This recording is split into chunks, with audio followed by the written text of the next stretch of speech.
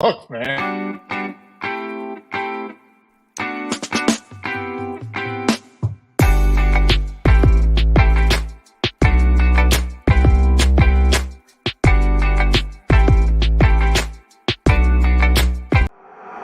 Ride through Houston, Texas, flexing, rolling through the SWAT. Repping for the city, hear 'em in the parking lot. Houston written across the jersey, ain't gon' never stop. Just fans got me tuning in, waiting for the drop. Astros, Texas, Rockets, Dynamo, they coming with it. When they pull up, got the city sitting on a fitted. Straight up A-Leaf, hold it down, ain't gon' never quit it. Just fans got me tuning in, let my dogs get it. Southwest A-Leaf, Texas, throw down here and it's so infectious. We ride for the Houston Astros, Rockets, Dynamo, and them Texans. How's it going, y'all? It's Carlos, your host of the Just Fans podcast, and I got with me the one and only Rios. How's it going, Rios? Man, the Monday after the Super Bowl should be a national holiday. I was dragging that all day. It really should be. I agree with you 100%. That's why I took off today. And, of course, we got the one and only Poppy. How's it going, Poppy? Just like Rios, dude. Like, it should be a fucking national holiday. This week can kick my ass, brother. All of you work today. And of course, we got the youth Twitter's shit talker. This guy's gotten in so many arguments on Twitter. It's become like his own little Netflix series of me tuning in every time I see it. Right. We got the one and only, the BrownChubbyBear himself, V from Texans 22 podcast. Brother, nice to have you back. Nice to have you back on the show. How have you been? I've been real good, brother. Yeah, everything's going well. Had a good time watching the Super Bowl at a cigar lounge. Like you, I struggled this morning, but if you don't stop drinking, you never get to have a hangover, man. So that is the key. Yeah. Oh, words that's what it's been. Near and dear to my heart. Man, it's great to have you on, dude. It's been a while. I don't think I've had you on for a minute, but you know, we've both been busy with our stuff. You guys have been doing such an amazing job with Texans 22. Have some great guests or whatnot, and so obviously, congrats to like all your success, dude. It's been going well for you guys. I really appreciate it. No problem. Yeah, every time I see it, I was like, man, these guys got some good guests going on. I think y'all had is it Vandermeer you guys had on not that long ago? Last Tuesday we had Vandermeer, and this Tuesday we have John McClain. There you go. The general himself, John McClain. Yeah, man, that's awesome. All right, so let's as you said a little while ago, Super Bowl. It should be the day after should be a day off nationally for everybody while it gives them time to recover from everything that they went through. So let's talk a little bit about this Super Bowl. I was texting back and forth with the guys. Poppy said this has been like the most boring Super Bowl I've seen in a while at one point. I would say like 75% of it was very goddamn boring. Yeah. And then Rio's just talking shit about Brock Purdy the entire time. It was pretty funny. Entire time. He's like, what a system quarterback this guy is. This guy sucks or whatever, right? So back and forth. Guys, your thoughts on the Super Bowl, what you liked, what you didn't like. Rio, start off with you first. Man, the first half, there was more action during the Puppy Bowl. Like, bro, it was bad. I mean, there were some good defensive stops, but for the most part, it was just sloppy football. A lot of miscues, a lot of mental errors. Wasn't the most exciting first half of football. Second half, they definitely picked up. You could tell the Chiefs definitely made adjustments. And the 49ers didn't score too much in the second half. They scored, 9 points in the second half and overtime? Something like that, yeah. Like 9 or 10 points. Something like that. They didn't score a whole bunch, and they made the adjustments to win the game.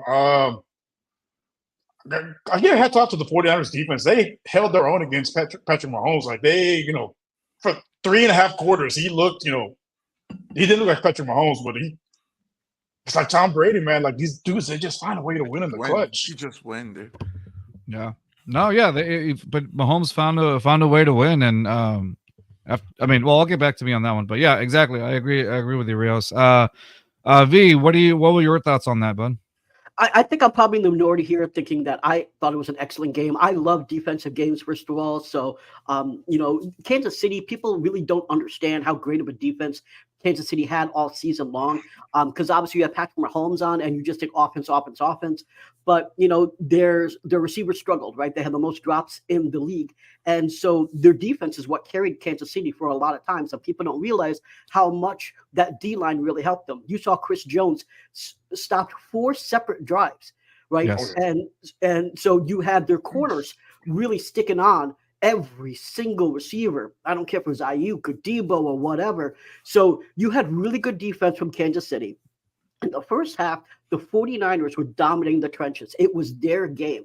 And then it seemed like, for whatever reason, they either got tired or they took the foot off the gas from a defensive standpoint, because Kansas City started winning in the trenches. And that's when you saw them taking over the game. And as you all know, games are won or lost in the trenches, and that's what happened. That's why it looked like the Kansas City was going to lose this game in the first half, and then it just switched in the second half. Listen, Mahomes is the best quarterback in the league. I am not going to throw shade on him. I am not here to say I hate him or anything like that because he's winning. But I think you cannot minimize what the defense did for Kansas City. And in all reality, I know a lot of people are blaming Brock Purdy, but 49ers he did not throw an interception. He didn't throw any turnovers. He threw for 250 plus yards, a touchdown. He had a decent game. The issue is he had to deal with CMC fumbling the ball. You had a really bad punt that landed on a foot that just gave it back to Kansas City. You had a situation where there were so many issues outside of just Purdy that it's really hard to overcome that, especially when you have a defense like Kansas City. And in all reality, Mahomes, yes, that last drive was pretty good, but in all reality, Mahomes didn't do like amazing things like you're used to seeing. Brock Purdy extended plays too. It just didn't land. And I'll say this. If Moody did not miss that PAT, we would be having a completely conversation about who was spectacular right now. Because if Moody made that PAT, everyone would be saying, I was wrong about Brock Purdy. He's elite. All right. I wouldn't go that far. Okay, so let me. Poppy, your thoughts. I wouldn't say elite. I'm not on the camp like Rios is, where we hate him and everything. No, I don't hate him. I just don't think he's elite. Like they're trying to hype him up to be. I've said like he manages the game very well. You got to give the man his flowers, right? Like because he does he manages what he needs to do for his team to win. And like you said, V, like yesterday, he did everything that he could.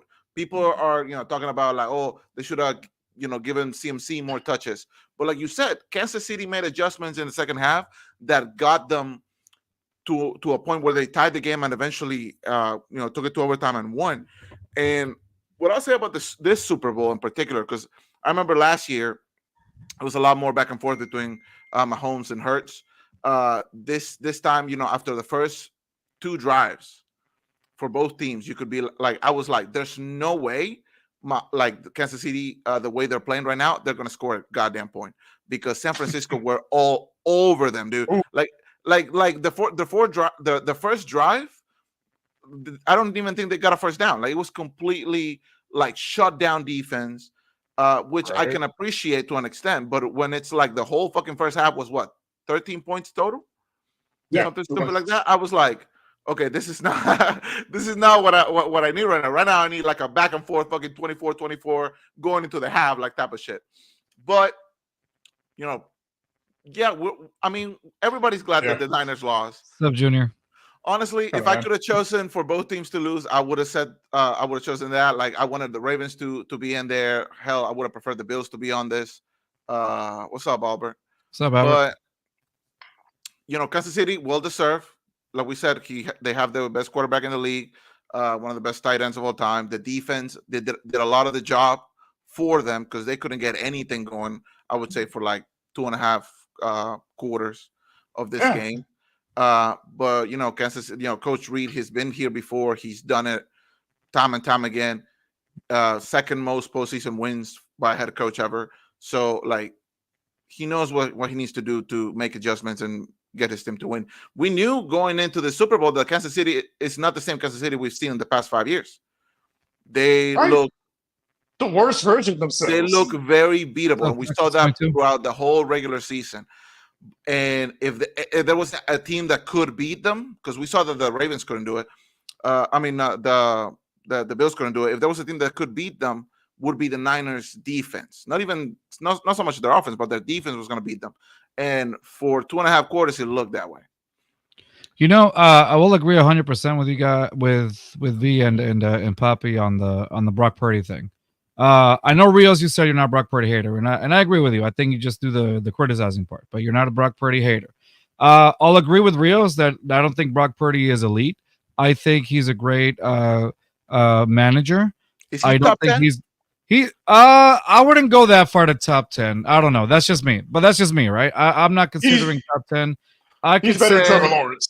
I'll give him that. Yeah, I would say, and we'll talk about the whole Jaguar thing later because I know V over here is really, really fond of the Jaguars. Is he top 15 though? Like probably top 15 because, like, I would say Brock Purdy, to me, he's made some plays where, as a quarterback, you need to extend some plays. Dude, the way he was evading some of those tackles and moving left and right, I was like, oh, that's really good stuff right there. Like, he's able to get out of sticky situations.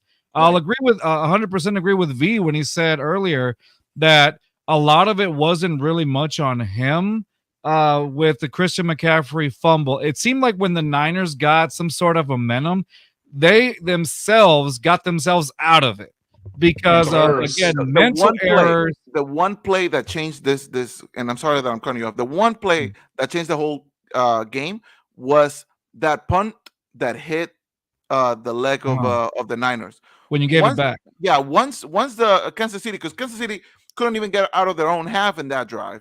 Mm-hmm. They got the ball basically at the end zone, and they managed to score from that. That's what turned the whole thing around. And once Kansas City get the taste for blood, that's when Mahomes gets into the zone. It's very reminiscent of Brady. It's very reminiscent of Brady. Do you remember once if you gave Brady any sort of lead or any sort of chance or any opportunity, he knows to make you pay. They're gonna make you pay. Yeah, and that's exactly what Kansas City did. They took advantage of it, and they won. They won based on, again, the mental mistakes. All the little errors that happened that culminated into the 49ers getting out of their own momentum. To me, it's like they shot themselves in the foot. And as Texans fans, we have seen that happen to our team before. So as a Texans fan, I was like, I know where this is going. I've seen this story before. I know that feel. I know that feel in my heart. But now it's happening to somebody else. So that's how I felt. And so I was like, I've seen this before. Let's go back to I hate to bring up Deshaun, but whatever. Deshaun Watson against the Patriots. Tom Brady was still in there. I think it was his rookie year, 2017. One of the best matches I've seen going back and forth with the Texans and Patriots. Deshaun Watson and Bill O'Brien. The Texans are up on the Patriots. They have like a minute and 30, almost 2 minutes or something like that in the fourth quarter. They gave Brady just a little too much time due to Bill O'Brien's terrible time management. And then the Patriots took advantage of it, and they beat the Texans. They flipped the game on its head. They flipped the game over. That's what it reminded me of Mahomes yesterday. You gave him a little bit, and he took full advantage of it. So too much time. The Niners were never out of this game. Huh. And anything could have happened in overtime, 100%. It's just, I feel like their defense, they ran out of steam a little too much. Like in the first half, they were unplayable, dude. And it was disgustingly boring how fucking good they were defensively. Right. Well, they're losing Greenlaw to that freak injury. Dude, they were dropping like flies. They were dropping like flies. Like we came out of a commercial and they're like, "Oh, you're never gonna believe what happened." And you see the fucking replay, fucking tore his Achilles or whatever. When I saw it, I texted the guys. No, it was his Achilles. Yeah, so I texted the guys when it happened. Like, "Oh man, he tore his Achilles." Like they showed it in slow. Like, "Oh yeah, that's an Achilles." Yeah, Kobe tore his Achilles, and he took 2 free throws. Man, he could have done a couple of snaps. The NFL writers were on that. Like, all right, this is where you're going to fall. Boom.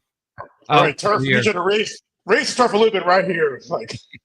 Yeah, and then we think that injury completely derailed the game. I don't think so. I feel like the 49ers still have plenty of talent to compete against anybody. Like on paper, they're definitely the best team in the league.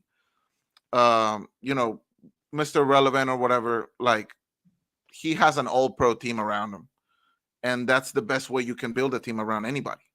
Like Right. if you can just only get somebody that's serviceable, you don't have to pay max money to, and use all the money and all of your assets to, you know, build like a completely all-pro team around the guy. Like that's all you need to do. And San Francisco, they should have been winners last night. I'm not rooting for them. Fuck San Francisco. Fuck Kansas City. Fuck the Saints. But you know, it's just like that's just football, man. My thing is this: if you can't win with a team with this much talent, like, because eventually you're gonna have to pay all these other guys, like, and you know, you're gonna have to pay Purdy in 3 years too. Like, and we know they're gonna be back next year. Yeah, hold on. Let's let V get some minutes because we've been doing all the talking. V, what's your opinion on this? Let me say two things. One is I know some people are complaining that Kyle should have ran the ball more, but Brian Baldinger did a great little 90-second review about why people can't complain about that. Because if you look at it, Chris Jones was just dominant, and it wasn't just him. It was literally everyone on that Kansas City D that was just stopping the run. And he just showed like 5 different plays. But if you look at it, CMC was averaging 3.6 yards per carry. He's usually around 6. And so he was getting stuffed, and that's the reason why Kyle had to go for the pass. So I don't blame Kyle for that. The one thing I do blame Kyle for is saying that he didn't want the ball second in overtime, right? Like that's like getting the ball second is an advantage because you know, all right, if they have a field goal or whatever, you have to get it. Like you just know you have a little more ease. If you're going first and you don't score a touchdown, you're effed. Because now it's all up on the defense. And so I think that was honestly his biggest flaw of the entire night. And then obviously the 49ers just made flaws throughout the game. In the biggest game of the year, you have your new kicker missing a PAT. You had fumbles by your best back. Your special teams has to get better. Like, you know, people say, you know, the only thing that matters is offense sometimes. It's offense, defense, and special teams. Everything. Special teams, you could say special teams cost them this game. Right, and I'll say this again: a missed PAT, they can't just say, "Oh, we can tie it up here for a field goal." We'll have the field goal in our back pocket. We'll try to get a touchdown, but it doesn't matter. We have a kicker that can kick for 55 yards. We don't have to do all that much. So if it's not there, don't worry about it. Just go to overtime and let's kill it there. But because that's because of missed PAT. If there was 4 points between them, they can't. They have to go for a touchdown. Now he has to throw. He has to put the ball at risk. You have a chance to intercept them. You have a chance to bat it down. You literally gave him the win, you know, by missing that PAT. And then you made another mistake by saying that you wanted to get the ball first. That's where I think the 49ers failed. Yeah, a lot of it. You can put some. It's mental. Like overall, it was mental mistakes by coaching, by players, like all around. The 49ers shot themselves in the foot, really, in more than just one area of the ball.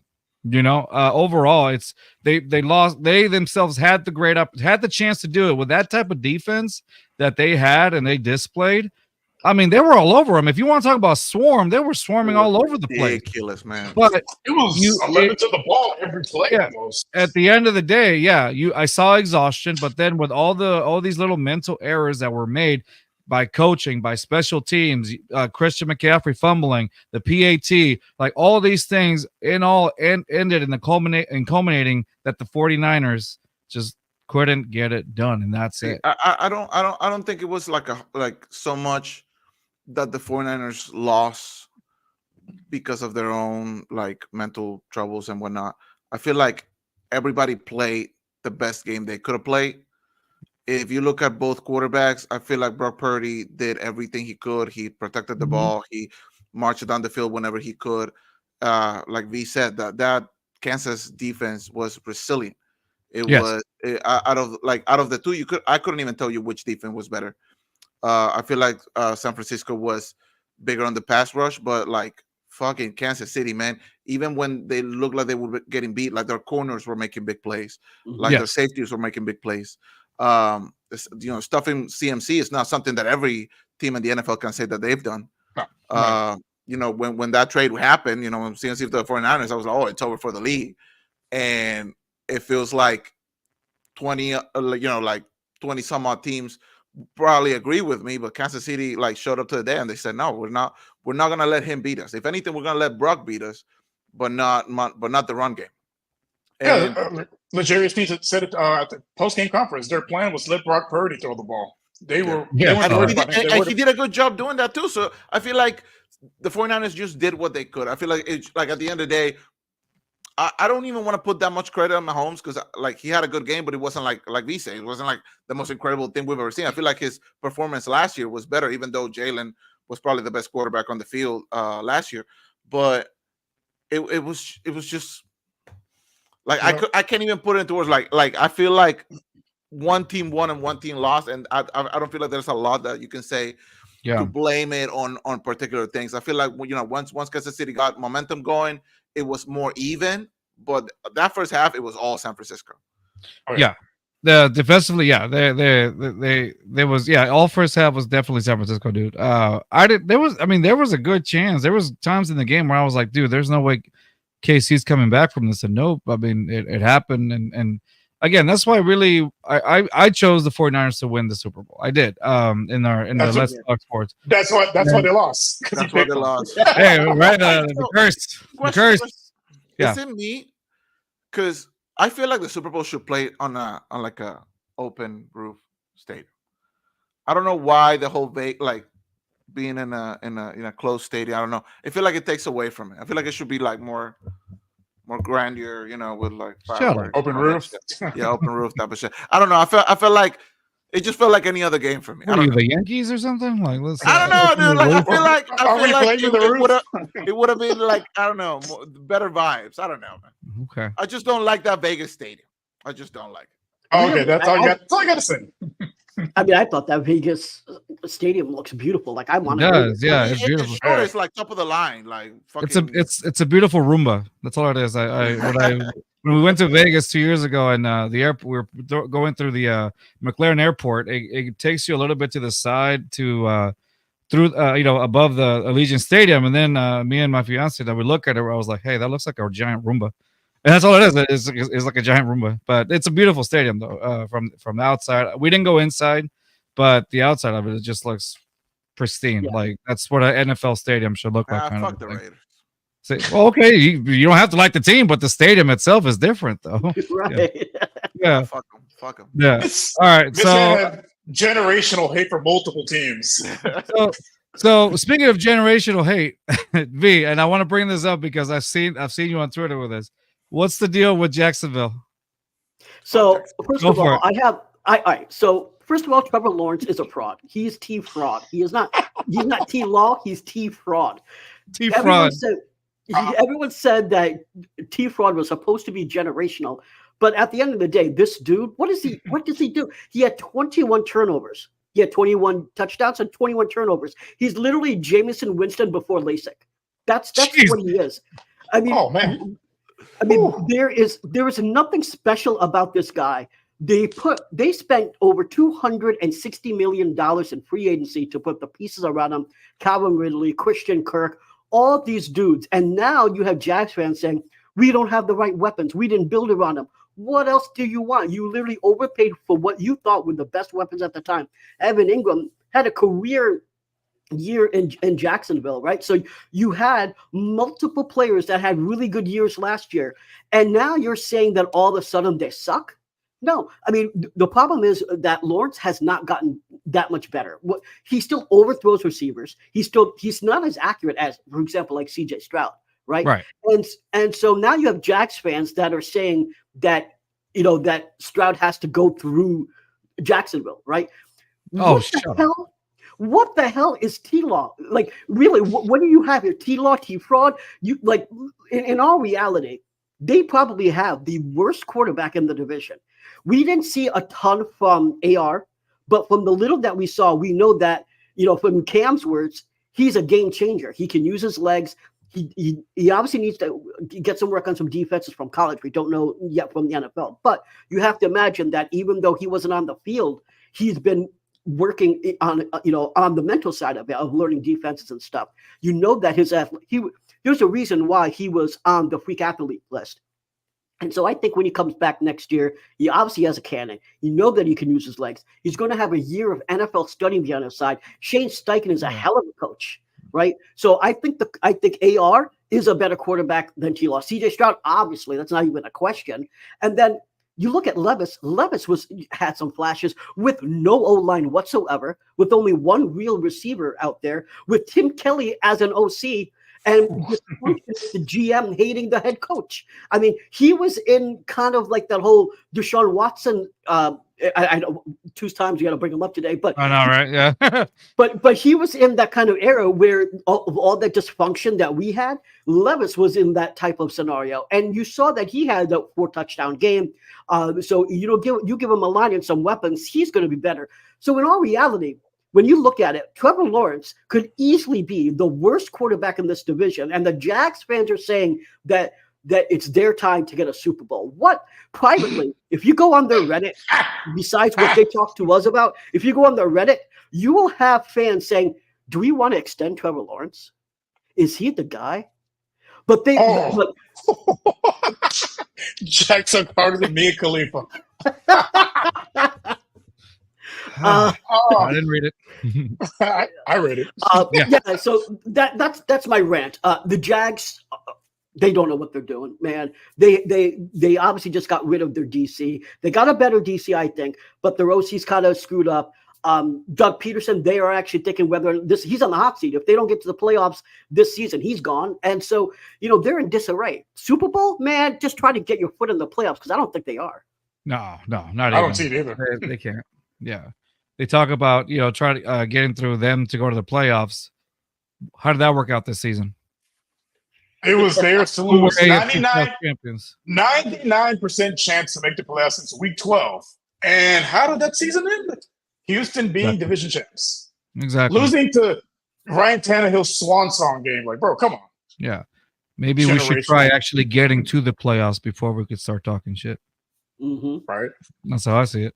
All right. All right. I wanted to throw out some names really quick. I want to move on to so before we start with names that are out there right now that are floating around, I want to talk about the free agents just in the Texans roster. And I want us to think about hey, what are some names that we definitely should keep, and some names that we're like, oh yeah, no, I'm either glad he's gone or we don't need him, kind of a thing. Okay, so I'm gonna name just a few and see what you guys think. Okay, these are all the restricted free agents that we have coming off the Texans this season. Okay, we got Sheldon Rankins, Dalton Schultz, Derek Barnett, Jerry Hughes, Steven Nelson, Kaimi Fairbairn, Tier Tart, Eric Murray, Hassan Ridgway, George Font, Devin Singletary, Kareem Jackson, Cameron Johnson, or as we call him, Bill Burr, Noah Brown, Denzel Perryman, Trevier Thomas, Scott Quessenberry, Neville Hewitt, whatever. Hewitt, thank you. Dare Awundawale, Josh Jones, Adrian Amos, Jonathan Grenard, Michael Dieter, Chris Boyd, Charlie Heck, D'Angelo Ross, DJ Skyfe, and finally Keaton Sutherland. Okay. Now I know that's a lot to take in, of course. Any names for you guys kind of stick out? We'll start off with Rios that we should definitely make a priority to keep. I think it's going to depend on the number of factors because there's a bunch of guys that I would like to keep, but just again, it's going to come down to the money. Top of the list, I would say, would be Jonathan Grenard. But again, if he wants more than $20 million a year, I see us getting outbid, man. I don't know if he takes a hometown discount because this is his chance to get the bag in. I don't know if he'll take a bit of a hometown discount. If they can get him between 15, 16 million a year, I'm all in. But if he wants more than 20, which he probably would get on the free agent market, that's gonna be hard to compete against. Okay. Anybody else that you would like to keep on that roster? Dalton Schultz as well. But again, I'm with him, maybe a 2-year deal because it's solid, but he's not really like a game changer at tight end. But there's no real better options, and unless Brock Bowers falls to us at 23, there's not really an upgrade at tight end in the draft or in free agency. So we get him on a 2-year deal for the right price. I'm cool with that. And Singletary. I think you get Singletary on a 2-year deal, and you shouldn't have to break the bank with him because he's a great guy to have in the locker room, and he was great for us this season. Do you think we could get somebody better at the halfback position? Here, Well, he wouldn't be running back one. He'd be the complement backup running back. Right. I think you have to read the running game. Because look what McCaffrey did for the 49ers. You got to get a running back like that. I don't see one in the draft, so you probably hit a free agency. So I'm giving you guys the list really quick on there, whatever we got on. If you see any names that stick out to you guys, starting with Sheldon Rankins down or whatever. So I would say for sure. I feel like Schultz was one of the better pickups that we got this past offseason. I feel like he was surprisingly solid for us. I don't know if it's more of the CJ Stroud effect that made him play so well, but like I feel like he was very clutch in a bunch of games that we had. He had some drop passes as well. Sometimes he tends to have like breaks for hands, but I feel like that's more continuity with the team, more chemistry with CJ. I feel like they would work out a very solid 1-2 punch between those two guys. Singletary I thought was pretty solid too. I would say probably him. As long as the money's right with these guys, I feel like the sky's the limit for this team. I feel like if we can, I don't know how I feel about Steven Nelson. I feel like he's probably. If you need me to scroll down, let me know. Sorry. I feel like defensively is our biggest weakness, and we saw that against the Ravens in the playoffs. Like we just couldn't contain them. If they ran the ball, there was nothing that we could do to stop it. If they threw the ball, 50-50, like every single catch. So I don't know. I feel like if there's something out there that we could do as far as corners and safeties, we should go for that. I don't know what the market looks like for Steven Nelson. I don't know what the market looks like for Jerry Hughes, Grenard, and all those people. So I don't know. I feel like Schultz, Singletary offensively, if the money's right, let's keep them and then build around that with the draft. Hopefully we can fix the defense somewhat with that. I don't think this team is ready to take on a big contract from any big players and make a run for the Super Bowl next year. I feel like we're still a year or two away from that. So I wouldn't want to like overpay a guy right now for just to get eliminated on the second round. Okay. And if you need me to scroll down, let me know. Okay. Yeah. Well, first of all, for those that are watching, right, that you can see I have a Grenard jersey, so I'm a little biased because I've been a fan of him since 2021. Yeah. For me, it's an easy re-sign if it's between 15.5 and 18.25, which is really what Texans cap percent should be between. If it's over 18.25, you got to start thinking about it. And here's where I also think creative contract structure matters. Caserio so far hasn't really made a lot of creative structures, hasn't added a lot of void years, but he may have to start doing that. It's funny that Poppy brought up the fact that you don't think that we're in a Super Bowl window. And shameless plug, the episode tomorrow that we're doing with John McClain is all about, it's literally titled, Are the Texans in their Super Bowl window? I'll give you the spoiler. I think we are. And so I think that, so because of that, I think that we can make certain depends on what kind of window we're talking about. Like if the window is the next 4 years, sure. But I think the window if you're thinking about next year, I'm not too sure. I think the window starts in 2024 and then it goes on basically throughout his rookie contract, CJ Stroud's rookie contract. So the thing about it, and I'll tell you why I see that. Well, actually, let me answer this question first, and then we can go into that if you want. Yeah. But sure. So Grenard is, I think you sign him if the money's right. I think, if it's 18.25 max, you do it. If it's 18.5, 19, you do it. If it starts to get more and if it's not a creative deal, you're not doing a lot of void years, so you can spread that around. Then unfortunately, you got to let him walk. And I want him to be resigned. I think he's a huge, huge help to this D-line. He in past, if you look at the statistics from ESPN, he is a leading edge rusher when it comes against the run. He's dominant against the run. 15 tackles for loss, not just at 12.5 sacks. People only look at sack numbers. You got to look at the run. We were 29th against the run last year, and D'Amico, with Will Anderson's help and obviously Jonathan Grenard, were able to be number 2. A large reason for that is Jonathan Grenard. People don't look just at the sack numbers. Dalton Schultz, I think we can do better. He didn't have a big contract this year. With incentives, he got 6.75. It's 6.25 here, and the guaranteed he got an extra 500,000. So we paid him less than $7 million, cheap. But he's going to want a multi-year, probably $10 million contract. And I think we go and we try to lure Noah Fant. I know some people don't understand why I'm saying that. Noah Fant is younger. He should be cheaper. He's faster. He has statistically outplayed Schultz. He has less targets, but he has more yards, and he has 300 more yak yards than Schultz with less targets. He also is a better blocker. Now, he didn't start out that way. The first 3 years of his career in the NFL, he was actually a poor blocker. But now he's developed to the point where he's actually a better blocker than Schultz. So if you can get him for like $7-8 million, even a little more than we're paying Schultz right now, he would be an upgrade to Schultz. And I think you bring him here on a 1-year deal or even a 2-year deal or longer. I think the fact that he's younger would be helpful. However, I do think that CJ Stroud really likes Schultz, and that could play to the decision to bring Schultz back. Derek Burnett, it's a no-brainer. He helped us out when our edges were gone, when the D-line really suffered for injuries. Obviously, I think that's a no-brainer. He's going to be relatively cheap to bring back. Hughes, he's done. He should retire. Thank you for your service, but you're no longer really should be here. Steven Nelson, I think that he is in his own world. He wants to get paid $8-9 million a year. He thinks he's worthy of a 3-year contract, $8-10 million, and he's not. He did make big plays, don't get me wrong, but he did not play sound fundamental football every week. And he also, I don't think, is the culture guy you want moving forward. You don't want someone like that in the locker room. I think he's gone.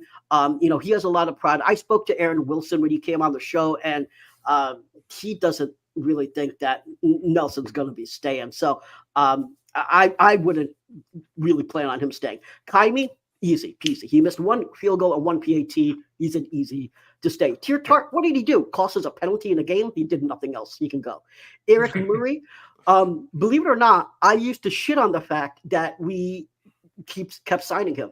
He made plays. He just got hurt really early on in the season, but he made plays when we had Ward out and Petrie out. So I say we re-sign him again. Now, I don't know what the contract necessarily will be, but I think he's worth bringing back for depth piece. Hassan Ridgeway, he played 1 game. I don't know how you can evaluate him. I think he's gone. Yeah. George Fant, I think he's gone. He already sent a tweet out saying, "Thank you, Houston. I'm gone." He wants to be a starter. He wants to get paid $8-9 million. As he should. Titus Howard's coming back. So he's gone. Devin Singletary, great RB2. I think you can get him for under $5 million. Solid RB2. Bring him back. No reason not to.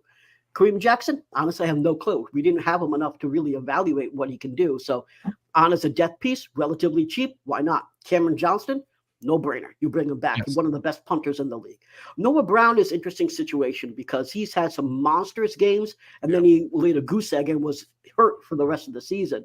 I think you bring him back if it's a cheap deal, not to be a starter slot the way he was this season. I think you bring him back to be a wide receiver 6. Put him at the end of your depth chart. If someone else gets hurt, he can go in and he can play a couple games. He's not a guy I don't think that's ever going to play a full season, but for a wide receiver 6, if you can get it for $3.5 million or so, or maybe a little less, do it. Denzel Paramount, thank you. Bye-bye. You're not Mike material. You're good against the run, but you're not good in coverage enough. So, you're out of there. Tyler Thomas, you need him for depth. We don't have enough depth in that secondary. Even if he's not a starter in the slot, you got to bring him back. We just don't even have a choice, in my opinion. Scott Quesenberry, no, he should have been back this year. Never mind next year. I never want to see another name with the end Quesenberry ever again. Ever again. Neville Hewitt, good special teams guy, solid. You don't really see his name a lot, but he makes plays on special teams. He's a good backup. Bring him back, cheap deal. Dare Angumbawale, my God, would we have won that game without his field goal? He's good a special teams guy. He's not that good of a running back. Cheap deal. Look, he's getting paid $1.5 million. Give him 1.75. Bring him back. It's not going to break the bank. Josh Jones, you need depth for the O line. And I believe we traded a 6th for him, right, or something. We did, yeah. He was like a lower. So I mean, I don't think he's going to want all that much. I think you want him for you bring him out back here on a cheap deal. Adrian Amos, I mean, he didn't play too much, so I honestly can't give you any real answer on that. Dieter, I mean, for a depth piece, sure. He's obviously not a starter. Scruggs is going to start over, be the center. So for a depth piece to bring Michael Dieter back, fine. I mean, he's getting paid peanuts, so you can bring him back for a depth piece. We know that O-line, you need a lot of depth. Look at what we had, happen here. Charlie Heck, I'm skipping Chris Boyd because honestly, I can't really give you a good evaluation. There wasn't too much for me to see of him. Charlie Heck, I think his career's done. He had a really bad injury in the offseason. He didn't even really, from what I heard, he really didn't even know if he could even play football again. He came back and it was horrible when he came back. I honestly wouldn't be surprised if he retires. So I don't think he's coming back. And same with D'Angelo Ross's DJ Scurriff, the same with Boyd. There's not enough information. Ross did make one good special teams play. I don't know if that's enough. And yeah, the rest are just, cheap depth. I mean, you're talking 200,000 for Keaton. I mean, bring him back for depth. Scurriff, it's under $1 million, do you want that depth? It's less than $1 million. So, that's peanuts. But I just ranted about every single player there. So. No, and that's fine. That's exactly what I was looking for on that one. So for me, I like Sheldon Rankins. Sheldon Rankins was good, but I guess it all depends on money also. Even though we do have a decent amount of cap, there's if you smart about it though. Yeah, I think you could upgrade it for Rankins though for agency. Yeah, you could probably upgrade. I would like to see him, but yeah, if you can upgrade over him for a cheap deal, that's fine. Same thing with Dalton. I think Dalton's going to want the bag, just like you guys said. And I hadn't thought about Font until you mentioned it, V. And statistically, yeah, it makes sense at that point. So I'm hoping that's if you're able to get him for a cheaper deal, or if you can keep Dalton for a cheaper deal, which is highly doubtful, then yeah, definitely I would take Dalton or whatever. But obviously, if Font is a better upgrade, for a cheaper deal, then obviously go with Font in that case. But at the end of the day, Brevin Jordan had some pretty decent highlights this season too at some point. So Brevin Jordan was pretty good. Maybe it's his time to shine. You don't know, right? I really did like Derek Barnett. Those last few games, Derek Barnett, we picked him up. I think it was from the Eagles, if I'm not mistaken. He trended up. Like he had 5 sacks at one point in the last last few weeks. We got him. Yeah, the last few weeks. I liked him. So if we're able to bring him back for a little bit cheaper, then I feel like the draft this year is going to be very interesting because they are really going to focus on the defensive side of the ball, which it looks like we need the most amount of help, especially on the secondary. But one of the comments that you flashed a little earlier, Chris Jones in free agency. I mean, that's a guy that comes into that D line and completely changes the game for us. He's a game wrecker. So is that a name that Houston should be looking at? Because I feel like the market is going to go high for him, especially the way he played. One person I would overpay for, it'd be him, because he, like you mentioned, he's a game wrecker. Like you saw how he changed the complexity of that game. Like they were afraid to run the ball. He's a game wrecker. He's a game wrecker for sure. So let's finish this one. They're definitely going to go into the names. Okay. So Jerry Hughes, no. Steven Nelson, no. I don't think that I don't see those. Kaimi Fairbairn, you have to bring him back. He's been so consistent for you. Tier Tart, no. Eric Murray, maybe for depth, but not for a big price. I would say no on Hassan Ridgeway. George Font is definitely not coming back. I would bring Devin Singletary back, not for like a big deal, but just to have for depth or whatnot, because he did pretty decent. Yeah, running back too. Kareem Jackson, it's TBD, to be determined, really. There wasn't really much on him. Bring him back. Bring him back. For the memes. For the memes. Just do it. Cameron Johnson, yes, definitely. Noah Brown, I think I do too. I think there should be an upgrade over them out in free agency, but if you can get them, or the draft, really. Yeah. Denzel Perriman, no. Injuries, and obviously, like V said, not a Mike linebacker for sure. Trevier Thomas for depth. Scott Quesenberry, no. Neville Hewitt, no, not really. Owundawale, backup kicker. No, I mean, pretty good special teams, like V said. So yeah, definitely. Josh Jones, maybe. Yeah, I would say Adrian Amos. I didn't, he was there for, to help out or whatever, but didn't see too much of him. Jonathan Grenard, I would say yes, just like you guys said, for a cheaper price. Not too much over, what did you say, 20, right, V, or something like that? 18.25, 18.5 is really what Cap is saying, Texans Cap is saying. But I'm saying if it goes up to right around 19 or even 20, reaching that 20, yeah. But past that, I think you're going to have to watch. Yeah, not after 20. Agreed. Michael Dieter, I don't think they'll bring him back. But either way for me. Chris Boyd, I didn't see much of him either, like V said. Charlie Heck I would say he's done too. The injuries are just D'Angelo Ross, DJ Scuff, and Keaton Sutherland. I didn't see much of them to also evaluate, like V said. So at that point, I don't see anything, to be honest with you, from those. So honestly, those are the ones that stand out for me. But yeah, that's for me. That's who I would think. So now I want to head into, okay, I'm gonna put the list up of free agents or whatever, and if you guys see one that stick out, tell me why you guys would think, and we'll end it obviously with that segment. Why do you guys think, hey, this would definitely be a good fit for the for our Texans or whatnot? So let me share this one right here. All right. Yeah, you'll see those names? Okay. So Kirk Cousins starts it off. Oh, definitely. I'm the man. Can we filter our QBs? Yeah. Let's let's go with shorter. Yeah, let's go with statuses, positions. Let's want to look at running back first. Sure. Yeah, let's go with running backs update. All right. So we already have a top 5 QB, so we don't need to look at QBs. Yeah. So we got Derrick Henry. Let's look at the top 10. All right, Derrick Henry, Josh Jacobs, Tony Pollard, Saquon Barkley, Austin Eckler, Cordell Patterson, Gus Edwards. 1, 2, 3, 4, 5, 6, 7. Ezekiel Elliott, Devin Singletary, Clyde Edwards, Hilaire, I guess. Claire. Yeah, Claire. And then Declare, yeah. And then DeAndre Swift over here. So let's go with those. Let's go Swift. DeAndre Swift right there. Yeah. V. Well, sorry, Rios. I'm sorry, I was going in order. Rios, any of those names would you like to add to this?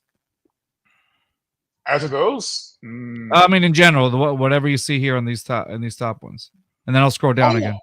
After the team. So after this team, Saquon. Like I said, you saw what McCaffrey did for the 49ers. Yeah. Change that whole dynamic of that offense. And you need a guy like that. People are gonna say the injuries, this and that. Remember, McCaffrey played like maybe 12 games in 3 seasons. Like he was getting that injury riddled, status or whatnot. But look at him, 2 years with the 49ers. Hasn't missed a game. So if you can get a guy like that, you can line up in the slot. He can catch out of the backfield. He can get you those tough yards. Like he's a game changer at running back. If you can get him, I mean, it'll be interesting to see what the contract looks like. I mean, if you can get him for like 10, 11 million a year. Oh, that 2 or 3 years. That would be good. That would be awesome. All day. Yeah. I wouldn't go over 13 million. Okay, a year, right? Agreed. Yeah. Yeah. If it's under 13, sign me up. Because he's the most on that whole list. He's the most dynamic running back. He's going to change the complexity of your entire offense. So if Saquon isn't available, let's say the Giants get him or some other re-sign him or another team gets him or whatever.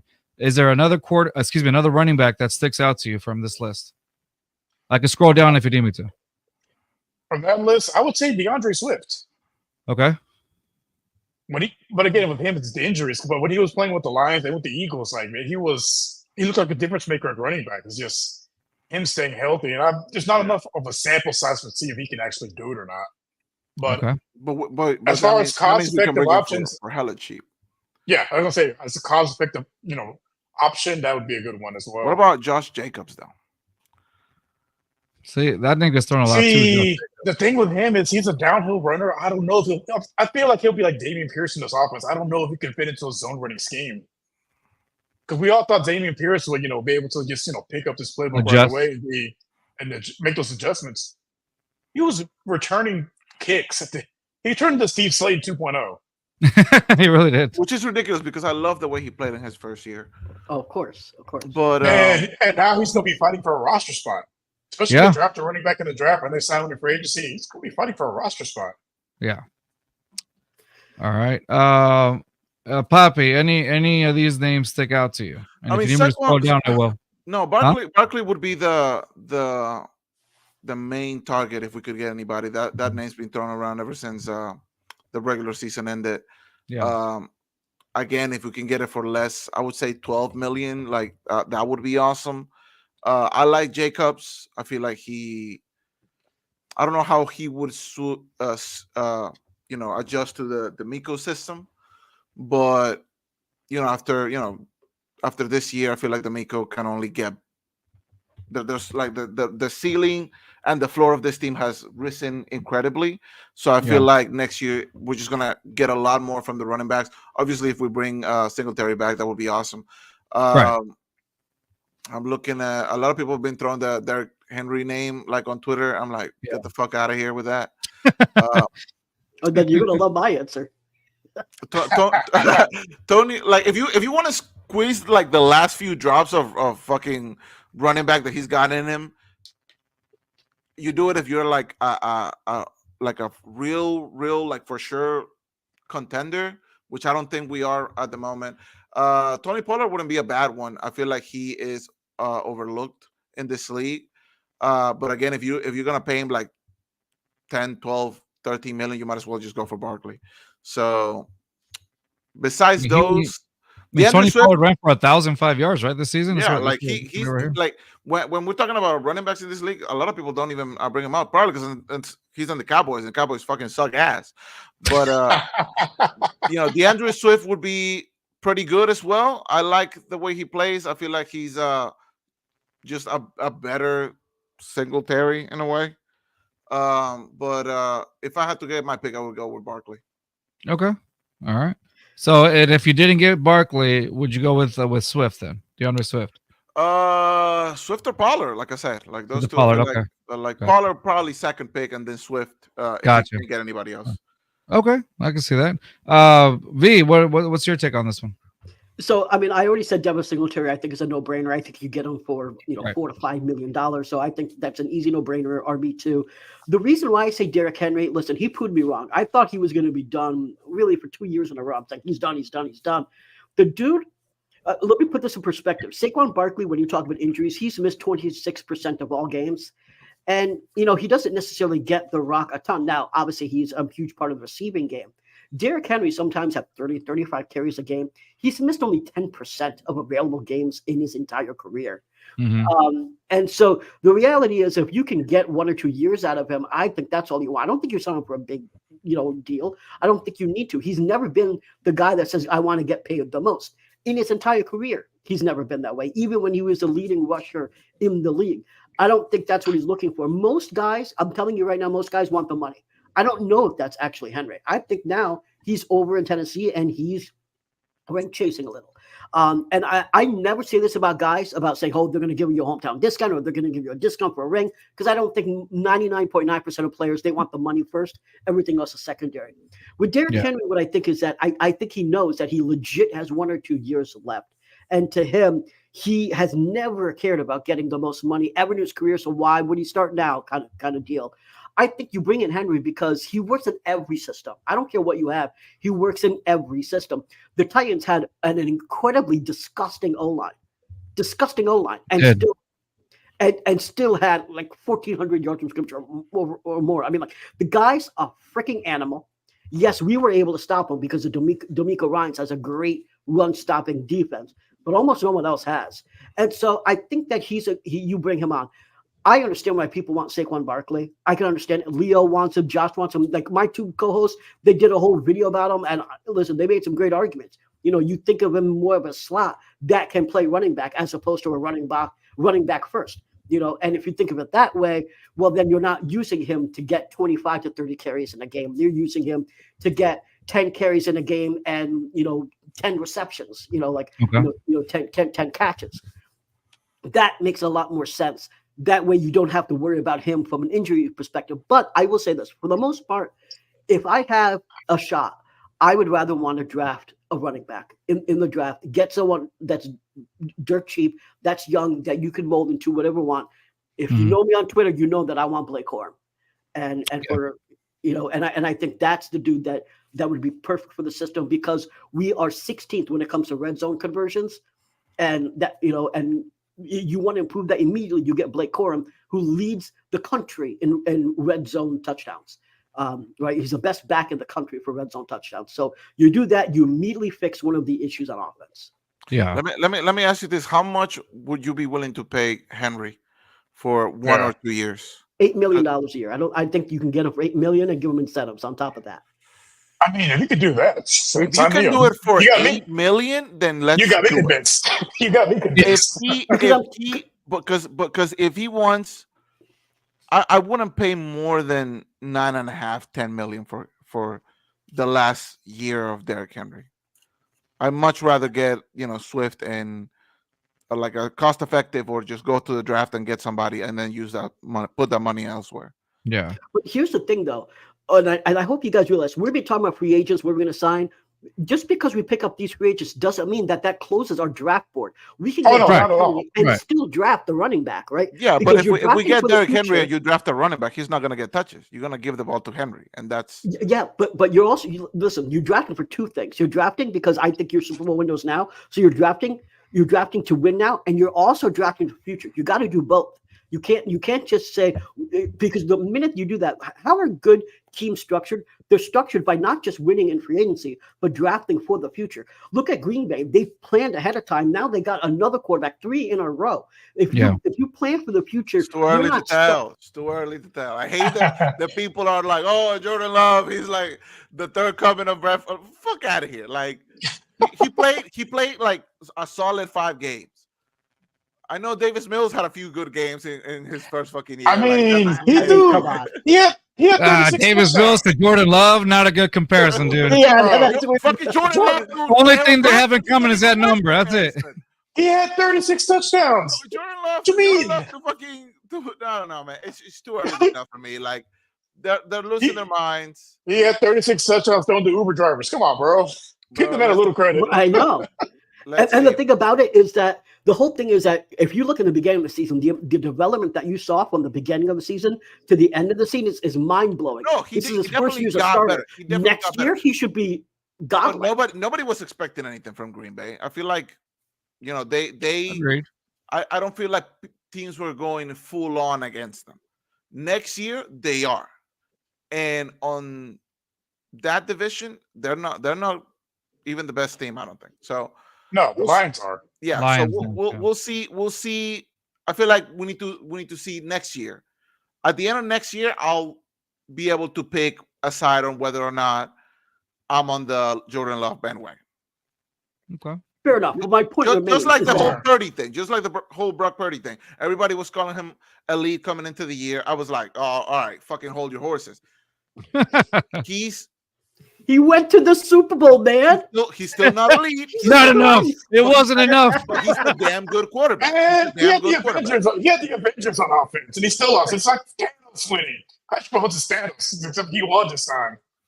He definitely looks better than Jimmy G did at the fucking. Well, because he can extend plays with his feet. Because Jimmy G was a statue in the pocket. Yeah. In this day and age, you got to be able to extend plays with your feet. If you're definitely gonna compare Jimmy G to Brock Purdy, I'd take Brock any day than Jimmy G. Yeah, it's like Tom Brady. Tom Brady wasn't the most athletic, but he could maneuver enough in the pocket to extend plays. Jimmy G couldn't do it. Jimmy G can extend plays. Dude, honestly, every time I saw Tom Brady fucking run out of the pocket, I felt like time slowed down. Right? Like that man is running with fucking. He had the time. Fucking dirt. He had the time. He had the time stone, just slow down time. Just enough to get the first down. That's what it was. Yeah. All right. For me, I'm gonna choose. If I were to choose, I'm gonna go with the. For me, the obvious would be Saquon, just because I feel like this particular type of D'Amico Wright. This Bobby Slovic offense. I feel like we need a very fluid, almost Arian Foster-esque type of running back that we have here, and I think Saquon would be the guy for it to fit that scheme. My second, though, I'm going to agree with V. I would take Derrick Henry if Saquon is not available, because Derrick Henry. Out of all of these guys, it depends on the money the most is Derrick Henry. Well, I mean, of course, yeah. This is not even doing the draft. This is just free agents that are roaming around. I think, it just depends on the money. But if I were to have, if I were to choose these guys, if Saquon isn't available, I'm going to go with Derrick. And then finally, if Derek is not available, then I'd definitely go with DeAndre Swift or whatnot. But what did anybody else think about? Just wondering on your thoughts here. Austin Eckler. Does Austin Eckler sound appealing to anybody here? Just wondering. He does, but when, listening to Jim Harbaugh, I think he really wants him back, and I think they're going to do what they have to keep him. Okay, like, just making sure. Saquon's 50-50. I don't think he wants to be franchise tagged, and they might let him test the market because they're gonna have to rebuild because they overpaid big for Daniel Jones. The Cowboys fans saying take Tony Pollard, please. That's why I say Tony Pollard because like their own fans don't want him because like he's a great running back too. He's not a running back one. Correct. He's like he's a younger Singletary. Really is. Yeah. No, that's a good comparison. Yeah, I'll take that. All right. Another position I want to talk about real quick because I know we're probably gonna have to go shortly. Let's go with wide receivers. A lot of people were throwing names out there for wide receivers. Some people would argue, hey, no, we already have a good receiver core or whatnot. But overall, let's look at these first few receivers here, from Mike Evans all the way to DJ Chark back here. Okay, Odell for the memes. Yeah, take Odell for the memes. Odell for the memes. No, he's dating Kim Kardashian now. We don't need the Kardashian curse here. No, yeah. That's right. He is dating Kardashian. All right. And you don't want the drama with his dad too. His dad would be all over it as well. So from Mike Evans all the way to DJ Chark over here. Rios, choose two just for time's sake. Your top one, and then if you would take a number two. Again, this is not including obviously any draft or anything like that. This is just free agency. So me, I probably might go a different route than most people. Everyone's gonna want to say, like Mike Evans or a bigger name receiver. Like I don't think we need it. I think we're pretty set with Nico and with Tank on the outside. I think you need to look more at a slot wide receiver. So I'm gonna go Curtis Samuel. He kind of fits the Debo role a little bit. Like he could line up. He's great at running the ball. He's great in the slot, and he's good in the red zone. I think that a guy like that will really complement this offense. Like I said, you don't need a wide receiver one. Like you have Tank and Nico at 1A, 1B. So if you get a slot guy that you can also line up in the backfield, that'd be the ideal wide receiver for me. If he's not available, I would say Hollywood Brown, a guy that can stretch the defense. Because again, you can also line him up in the slot as well. Those would be my two picks. Okay, no problem. Let's go with Poppy. Out of those names, which ones would be for you the ones that you would like? The top two names. So I'll go the opposite route. I feel like Mike Evans wants to be in this team, and I feel like he's not going to ask for the fullback to come over here. So if we can get it for a decent amount of money, I wouldn't mind having him here. Again, I'm not looking at these moves like, oh, this is going to make us Super Bowl contenders. I would love for him to be here. T. Higgins is the name that I've seen thrown around. I feel like, with Tank and the rest of our wide receiver core, we're pretty set on that. There's not a lot of names that like scream at me, man. Like, if we can bring Noah Brown back, I will be happy, honestly. I feel like we like Rio said earlier, I feel like we go to the draft for the next couple of guys in the wide receiver core.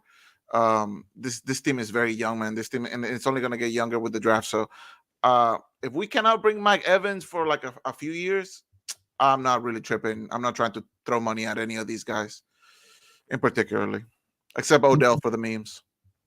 That's it.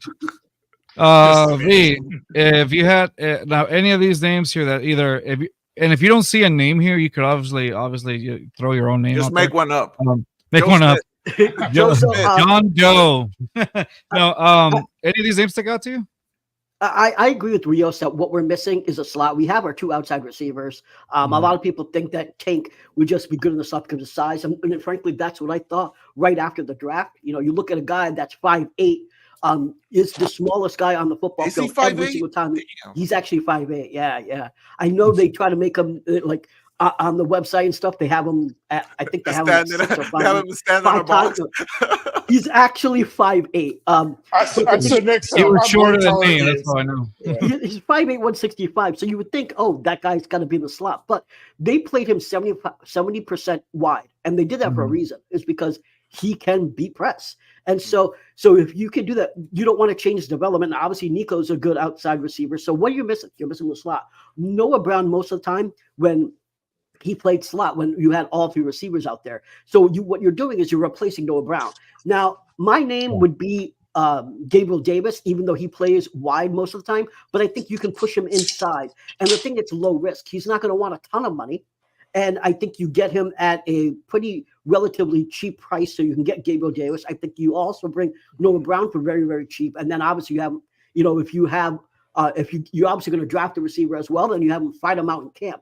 I think in the draft, you've got McCorley, you've got Roman Wilson, you've got some really good slot options in the 3rd and 4th round that you can get. So I don't think you got to go get a big name like Mike Evans, like then pay him $25 million. It's not right. Even if you said, all right, I'm going to take a hometown discount and you could pay me 18, I'm still going to say no, thank you, but no, it's unnecessary.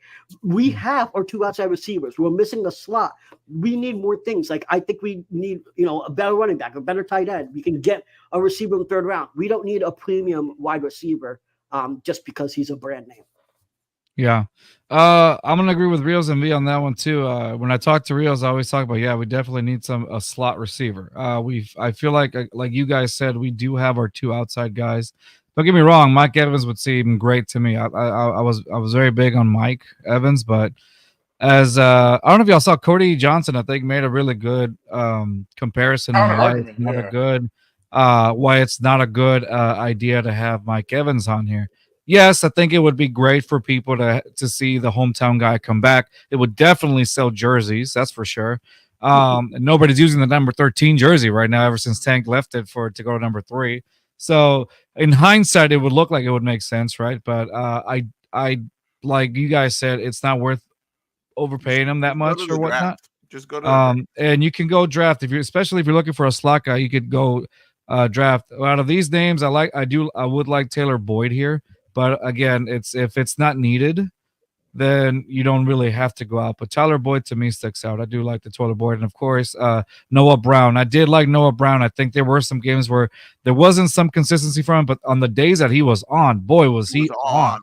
That became a weapon. That was a weapon. So if you can get Noah Brown, obviously Tyler Boyd, I like him, but if you can get Noah Brown back, for a decent price on cap, then great. Also, I mean, we're also going to see what John Mechie's made of. Maybe, this time towards the end we saw a few little. Not about Mechie. Yeah, a few small, a little bit more receptions from him, but obviously nothing big, not a big splash or anything. But you never know how he's going to come back. Maybe year 2, will actually. I know he's been there longer, but I'm saying maybe year 2 of officially playing year 2 might actually, be helpful. So you never know if it can be the John Mechie. Real says it all the time. If it can be the John Mechie that Alabama had, hey, we don't have to worry about that, right? Exactly. So. But again, it's unknown, and free agency, again, free agency happens for training camp. So you sign a guy that Mechie beats him in training camp, so be it. But if not, at least you have, sign someone to complete that role. Yeah. Are there Is there any other position on the offensive side that you guys want to look at? Not offensively. I want to look at defense. Let's look at corners. Would y'all be okay with corners? There's 2 positions I'm looking at: defensive tackle. Defensive tackle and corner. Yeah, defensive. Let's look at corners first. Okay, corners. Those guys love to get paid. Yeah. Okay. All right. Here we go. So we range them from games played, snaps, tackles, interceptions. Yeah, sort of by interceptions. Interceptions. All right. Surprised they don't have one by PBUs. Oh wow, Steven Nelson. Steven Nelson. Oh, whoops. All right, did not. 1 second. You fucking idiot. Useless. You have one job. Jalen Johnson, Kenny Moore. Hey, at least I know how to work this thing real. Shut up. All right. Steven Nelson's at the top. Steven Nelson all the way, as far as interceptions go, Steven Nelson all the way to Amik Robertson. Okay. Any of these names stick out for you guys? Rio. I started with you first. So Steven Nelson all the way to Amik Robertson. I'm going to go with a name that's not on this list. Yeah. Jair Alexander. Okay. there's rumblings he wants out of Green Bay. If you have a chance to get him, I'd make that phone call. You can get a top 3 corner in the prime of his career. That's a no-brainer. What do you think you'll get? You have to send their way? Oh man. Honestly, I'd be okay getting for our first rounder because it's a low pick, and they're probably going to go corner anyway. And he's still, again, the prime years of his career. How old is he now? He's like 25, 20. Like he's in his mid-20s. Like he's still very, very young. He's in his athletic prime right now. That's So not. the question that's not though is, I'm sorry. No, Go ahead. Go ahead. I was to say, would you really rather have him or Kool-Aid? Because you can get Kool-Aid at 23. I mean, who has the higher upside, Kool-Aid or Jair? And Jair's a top 3 corner right now. I understand. I mean, you would have to pay him, obviously, and very soon as well. So I would think that you get Kool-Aid. I mean, there's also a chance that Nate Wiggins could drop. There's also a chance that there's a few corners that could come to us. You got not Terran Armstead. Damn it, someone that sounds like Terran Armstead, but it's not. That's not exactly his name in the draft. My example, my dream scenario for corners, like if we're going draft, would be Mitchell or Wiggins, either one of those 2 guys. But I honestly think they're going to be gone by like pick 15. Yeah, by the time we get there. Corner's a premium position, and teams are going to draft them early.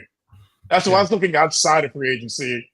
If you have a chance to get Alexander, I'd go that route. But if he's not available, I would say Jalen Johnson. Okay. All right, Poppy. Any of these names here, or if there's a name that you don't see? No, I was gonna say Jalen Johnson is the only one that I'm looking at that isn't like past his prime and he can still like deliver. If we can get him, if we can get him for fairly cheap, because I mean, you look at some of the bigger names on there, Micah Hyde and stuff. Like those guys are like past it. You might as well keep Steven Nelson if you're going for one of those guys. Jalen Johnson, he's young. He can still produce. Again, maybe this is another position that we go to the draft for. I don't think we throw him in this position. Yeah, exactly. And Rio said it, I think, by then, the top corners that you're looking for are most likely going to be gone by the time we get there. Yeah. Like B said, our most likely candidate at corner is going to be Kool-Aid McKinstry from Alabama, which I would not be. I'm not opposed to at all. Right. It's just that Alabama connection too. Because I'm thinking a little outside the box. If you have a chance to get Jair Alexander, top 3 corners front, I mean, make the call, Nick. But if not, hey, you got options. Well, how many years left on his contract? Ooh, I think he has like. Because I don't know if he has to get paid. I don't know if he has to get paid next year or the year. I know it's a short window. Okay. But he does want out of Green Bay. Like based off his last Instagram post, like seems like he wants out of Green Bay. Yeah. Because he got benched for disciplinary reasons. We know how that goes sometimes. Like, so did Steven Nelson, remember? And then he talked he talked shit about our Nick Casario's clothing, and then we thought he was gone. But hey, he got paid. But with Jair, I mean, he's still under contract. They're not gonna give him a raise. So it's just we'll see what happens. But yeah, that's the dream scenario. Right. So Poppy, you said Jalen Johnson. Anybody else, or is that it for you? No, that would be it for me, honestly. Okay. V, what about you, bro? Snead. I mean, you saw what he did even yesterday. So the thing is, are they going to sign back both Chris Jones and Snead? Which one are they going to pick? Right. If they pick Chris Jones, then Snead may be actually out there. So I think you have an option, right? I mean, all 4 of us are talking about Chris Jones or Snead. I mean, like I don't know if Kansas City can sign both of them because he's going to want 22 million. Yeah, he's going to want. Snead's going to want 18 or so as well. I mean, you're talking about 40 million easy between those 2 dudes. Yeah, they can't sign both. So they're going to have to decide. So you potentially could pick one of them up. If they pick Chris Jones, you could get Snead. All right, agreed. So is that the only one, Snead, or do you see anybody else on this list that you might like? I mean, I love Jalen Johnson, but I just don't think that. Look what Elantra has. Sorry. And what Corolla. I'll take the sound off of this one. Wow. Gave me a Toyota. Was that an ad? Toyota? Yes, it was a Toyota ad. I'm like, hold on, y'all. Y'all not paying me for this. Give me 1 second. There you go. All right. Going back to... Hey, I'm just kidding. Hey, I drive one. I'll drive one. I drive one. Yeah, that's what you give him the ads for. just because you can't afford it. No, I'm just kidding. All right. No, you're right. I was like, damn, now I feel bad. What about D tackles? Can we look at D tackles? He dressed in Daewoo. Don't feel Hold bad. on. So I would say, yeah, like V said, if L'Jarius Sneed is available, I'd say you pick him up. He was completely amazing at yesterday against the 49ers or whatnot. So I would say L'Jarius Sneed definitely, if he's available. If obviously they can't, the Kansas City Chiefs can't pay both. If they pick up Chris Jones, you pick up Sneed. If they can't pick up Sneed, you pick up Chris Jones. It's almost like a vice versa kind of thing, you know? Right. I think they're going to go for Chris Jones. I feel like they're going to go for him. And if not, then I'd agree with you, Poppy, on this one. Jalen Johnson is a good pick for me. So I would say Jalen Johnson or L'Jarius Sneed for sure. Next up, you guys were wanting hold on. Defensive tackle. Yeah, defensive tackle. There you go. Okay. What do we want to look for? Sacks? Tackles. No, QB hits. Let me look at that. QB hit. Yeah. Okay. All right. Where's that? What the weekend? All right. So now we got, these are the names that we got so far. All right. I've been starting with Rios. Poppy, your choice first now. Christian Wilkins doesn't look bad on there. Obviously, Chris Jones will be a game changer for us. Can you go down a little bit? Yeah. Let's see what else is on there. Okay, yeah, I'm Benito. Fuck out of here.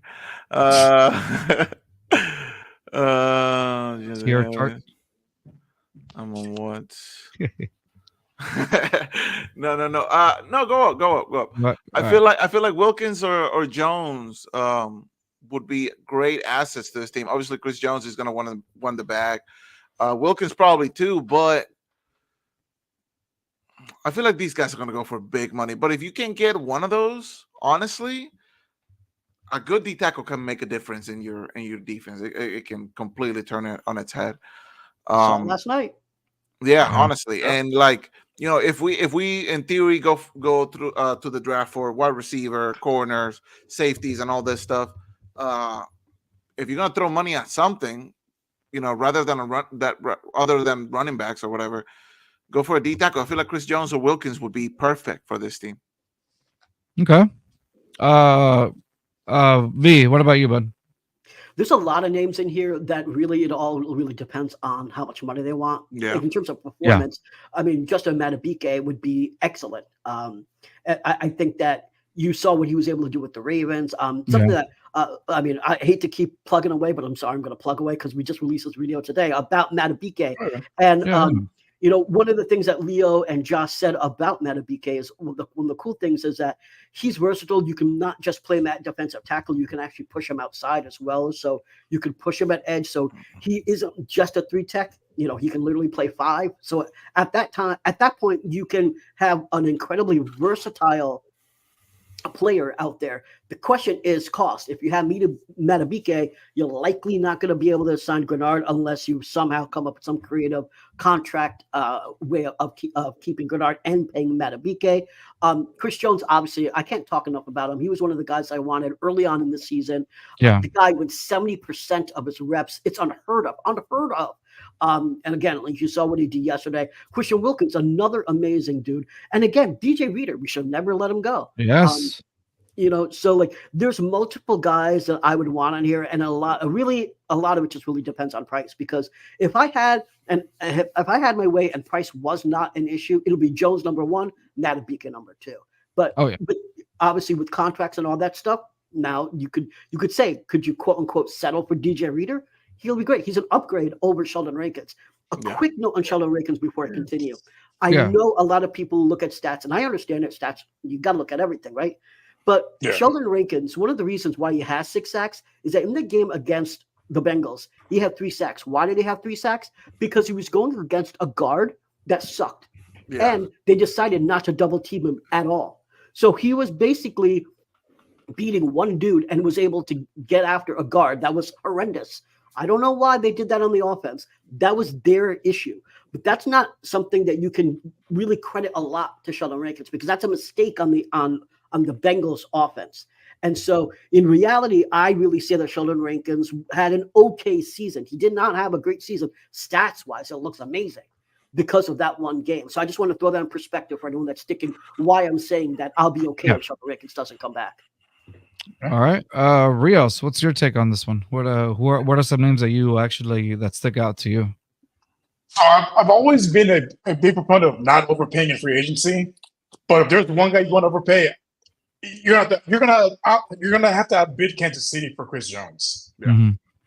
That would be the one person I wouldn't mind overpaying, but I feel like that's that guy that they're gonna go after. I feel like they're gonna let the corner walk. Yeah, same here. I think dream scenario would be Chris Jones. If you could outbid Kansas City, I would get into a bidding war with them. But if not, Madubuike would be my second choice. Yeah, because we saw what he did against us. Like he was unblockable. He was unblockable against us. Yeah. For me, I would say realistically, of course, Chris Jones or Justin Madubuike for sure. I mean, if we had the cap and all that for it, but honestly, from at this point, dude, I wouldn't mind bringing a DJ Reader and Rios. You brought up a point a while back. It was, well, now that he's got that injury, it might actually bring his stock a little bit down. Also, it might bring a little bit of price on him. He's going to miss a good chunk of the season. Exactly. So that's another reason. But if once he comes back, I mean, if you get him for the right price, then why not, right? He was, and I agree with V. You should have never let that guy walk. He was. Thanks, O'Brien. Huh? Thanks, Bill O'Brien. Yeah, thanks, Bill O'Brien. Yeah, that guy should have stayed. Sorry, my dogs are going crazy. He should have stayed. I like the DJ Reader pickup, but for sure, I'd like to have Sheldon Rankins back. Also, he did great stuff for us as well. But for sure, out of all this, Christian Wilkins is fine as well.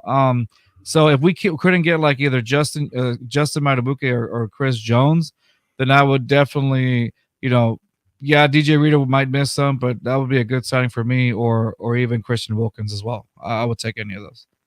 All right.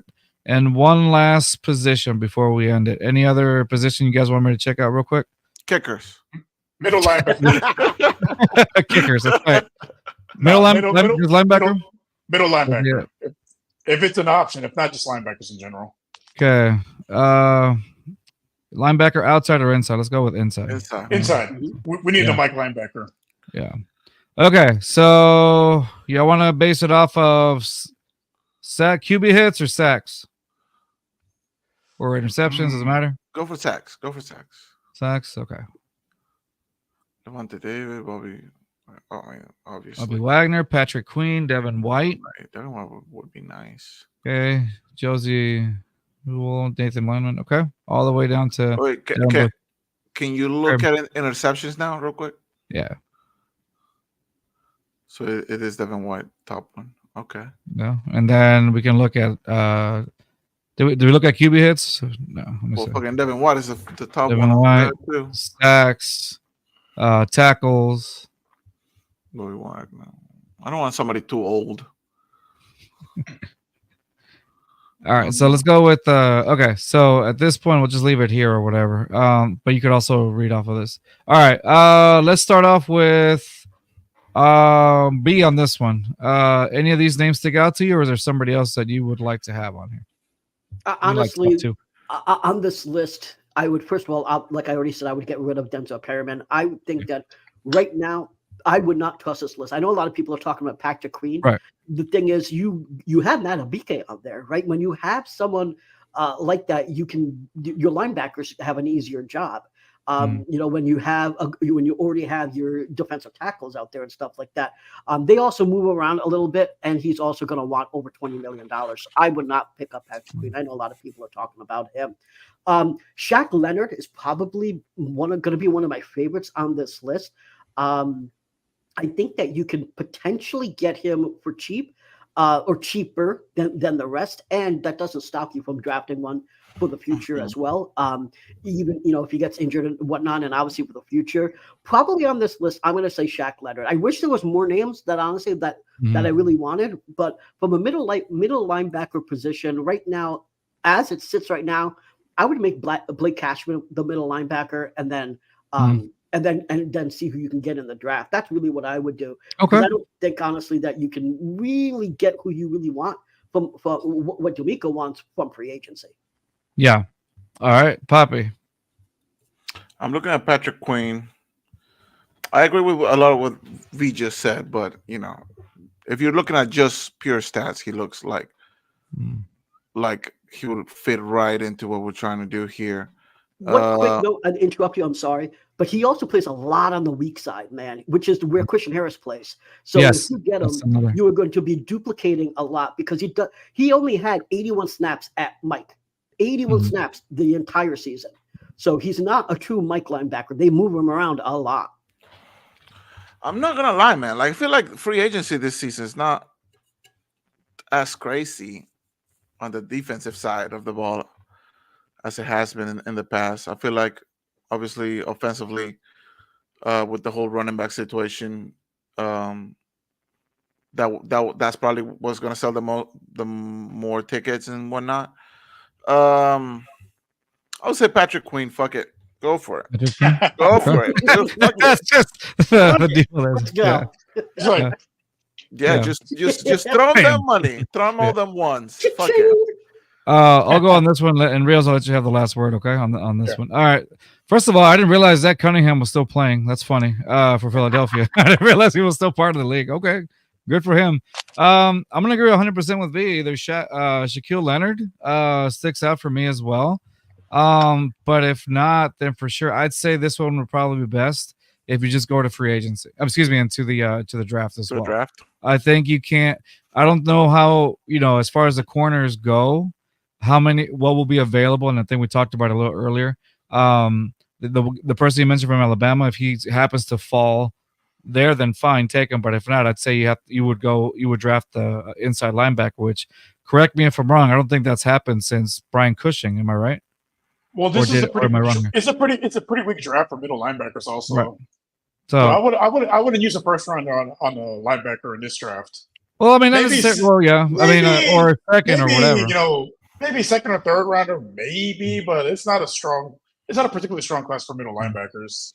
But you would still go to the draft, though. At least that's the only thing. You would still go to the draft, even if it's at that point. But if somebody sticks, I mean, then again, if we never know what sticks out for D'Amico. But if he sees anybody, then I would say let it just happen to go to the draft. Yeah, I'm gonna trust D'Amico and Nick Casario for this one. On that position for sure. Rios, so not the rest, just this one. Not the rest, yeah. just this one. Right. Everything else. Rios, go for it. So for me, I'm gonna go with a guy. He's not traditionally a Mike linebacker, but he's so versatile. He could probably play pretty well. Frankenlua from the Panthers. We saw what he did against us when we played in Charlotte. Like, he was all over the field. Like, he was a one-man wrecking crew almost. And he's versatile enough. I think you could play him at Mike linebacker. He's primarily a right outside linebacker, but I think you can play him at the Mike position. He had a few snaps there, and I think he is versatile enough where he can play that. Another one I would go for if he's not available would be Al-Shaair from the Titans. Because he's familiar with the 49ers system. D'Amico coached him. The familiarity with the system, I think he would be a perfect fit here as well. Yeah, and also fuck the Titans. That too. Yeah. No, I agree. I think that's a good one too. I forgot about Al-Shaair. Al-Shaair would be a pretty good addition to us too as well. Do we have the fuck you Sam thing still? No, hold on, give me a second. I know what you're looking for. And did I take it off? No, but I'll add it on there. In the meantime, give me a second. There it is. We've been going for a minute, huh? Yeah, it's been a minute, bro. There you go. There you go. I miss our resident Titans fan. A resident Titans fan. All right, guys. Well, hey, listen. I want to take the time to thank V for stopping by. Please go check out the Texans at the Texans 22 podcast at Texans 22 podcast all together, just like that. I believe that's all. That's their Instagram, their Twitter, their YouTube, all around. So they're not hard to find. They got some great guests. Tell us about what you got. Awesome content. Awesome content. So V, tell us what you got coming up, man. Yeah, thanks. Appreciate it. So today we just released the Just a Matter BK video. As I mentioned earlier, last week on Friday, we released the Saquon Barkley video. So we have a weekly live stream on Tuesdays. We are going to have John McClain on tomorrow, but we also do in-depth videos. And our in-depth videos really they're anywhere from about 8 minutes to about 15 minutes, where we talk about either a particular player or particular topic and really dive into the X's and O's. And you don't necessarily have to be an enthusiast to learn every single term. What we try to do is, if there's a term we don't think you'll understand, we let you know. We diagram it out. We try to basically teach if you don't know it. And if you do, all the advanced stuff is right there as well. So, it is Texans focused, but we have fans from like the Broncos and Dolphins that actually watch the content, because it is, even though it is Texans focused, we talk about players and draft evaluations and so forth. So check us out on YouTube and follow me on Twitter at BrownChubbyBear. Yes, sir. It's always fun to see V get into it, especially with Jags fans. All right, guys, that's going to be it for us today. Thank you again, V, and the Texans 22 podcast for showing up. And that's going to be it. Rios, you still got the pick and roll podcast on Wednesday, right? Yep. Okay. And before we go, the South runs through Houston. Sorry, Jacksonville. Y'all time's finished. There you go. This is our division now. It was never there. It was never there. All right, guys. It was there for 1 year. That's right. Follow us up at Just Fans Pod on our Instagram account, trying to grow that number, and of course our Twitter account at JustFans22. That's going to be it, guys. Thank you guys for joining us. Appreciate it. See y'all next time. Peace. Southwest A-League, Texas, throw down here and it's so infectious. We ride for the Houston Astros, Rockets, Dynamo, and them Texans. If you ain't never been down here, but rule number one, you gon' respect us. Just fans in my speakers, new one drop, they bout to bless us. I might right through the SWAT, playing just fans right through your spot. Look, and I don't know what you thought, but right here, dog.